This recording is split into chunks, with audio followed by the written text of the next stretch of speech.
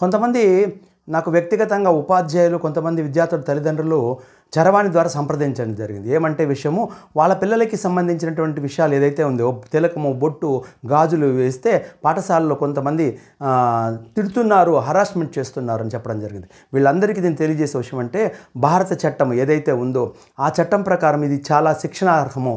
అంటే భారత శిక్షణా స్మృతి BNS, కొత్తగా వచ్చిన BNS ప్రకారం వీళ్ళకి శిక్ష అర్హులు. ఎందుకంటే 23వ సంవత్సరము 38-23వ సంవత్సరము 2501 అనేటువంటి ఒక ఆర్డర్లో స్పష్టంగా చెప్పడం జరిగింది. కేంద్ర ప్రభుత్వం ఎవరైతే తిలకము, బొట్టు అంటే వాళ్ళ సాంప్రదాయాలని ఏదో గౌరవించుతూ వస్తే దానిని మీరు మానసికంగా కానీ శారీరకంగా కానీ పనిష్మెంట్ చేస్తే, అంటే వాళ్ళని శిక్షిస్తే మీకు తీవ్రమైనటువంటి శిక్ష ఉంటుంది.